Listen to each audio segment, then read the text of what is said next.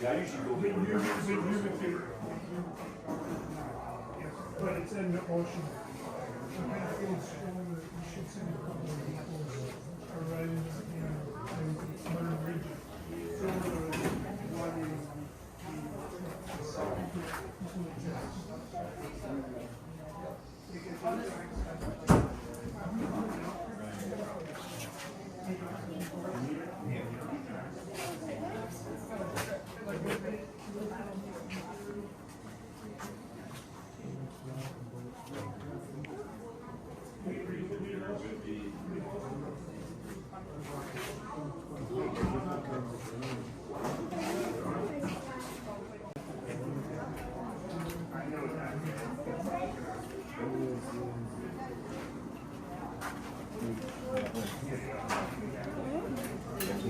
I forget what he said. Did you say he's here? They don't want to leave.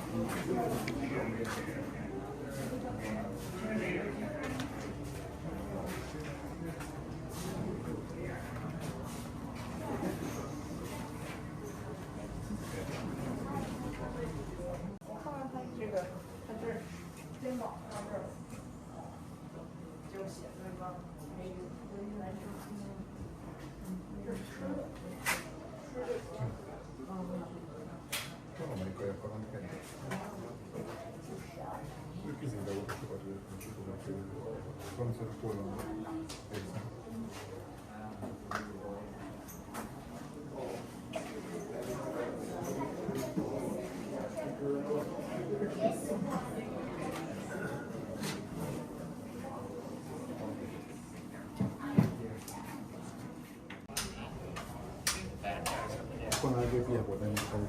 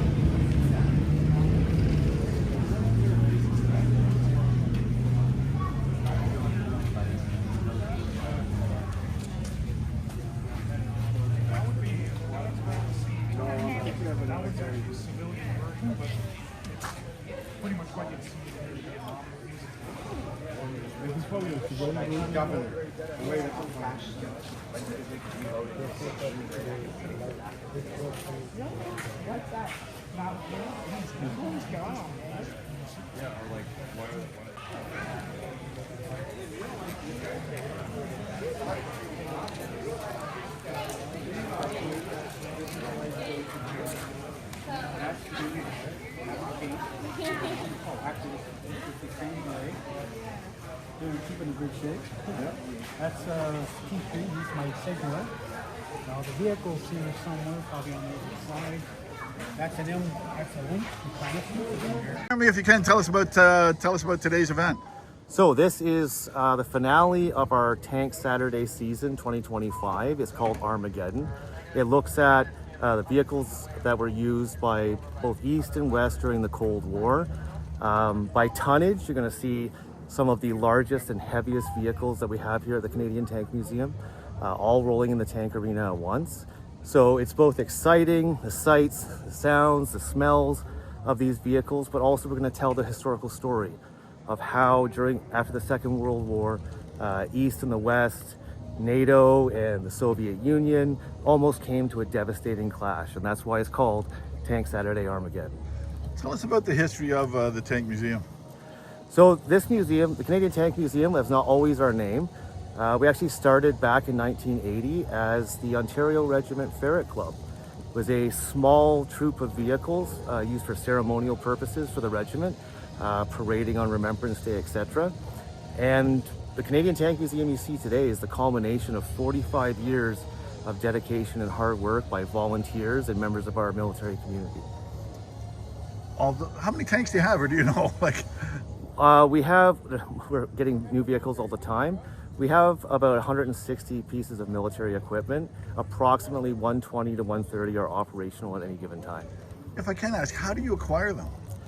So we are an official Canadian Armed Forces museum. So a lot of the Canadian equipment you see is actually retired from the Canadian Armed Forces. It's given to us from the government, safekeeping for educational purposes.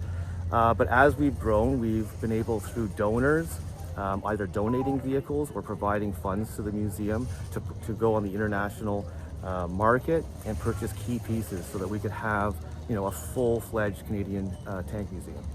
It's not just about the tanks. Looking inside the museum, there's a lot of historical artifacts. That's right. There's two museums on location. One is the Ontario Regiment RCAC Museum. So that tells over 200 years of history, the story of the local people from Durham, from even before Confederation, about military service, defending Canada or on the international stage.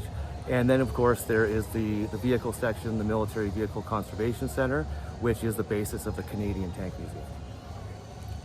How many volunteers are? So our paper strength is 225 volunteer members. Any given event like this, we have about 96 here on staff. Only 4 of us are full-time at the Canadian Tank Museum, and the rest are from our community, civilians, teachers, engineers, current serving and retired military. When I was here the last time, it was unbelievable the amount of people in that. But this has to be an extremely unique area. Yeah. In not only in Ontario, not only in Canada. Tank museums are pretty rare around the world. Believe it or not, the tank world is very small. So we are in contact or have collaborated with the other national tank museums, Bovington in the UK, Samour in France, many private tank museum collections in the United States and even in Australia. So yeah, it's very rare in this country to see these things move, to see this type of equipment. Maybe in your community, if you're lucky enough, there might be a tank or armored vehicle monument outside an old military barracks or your local armory. But to see this much equipment and experience it as living history this is the only place in Canada. Last question, and this isn't, if I can say, this is a glorifying war. This is bringing the artifacts to life for people to see. Myself, growing up, I wasn't much of a reader, but I loved seeing, visualizing, and it's all about visualization. Yeah, and you'll see that at the beginning of our show. We make it very clear that in no way is this about glorifying war or conflict. It's all about telling those stories, sparking people's interest so that they can dig deeper into our proud Canadian military history. At the end of the day, it's ultimately about explaining what our veterans went through during all of these different periods and honoring their service.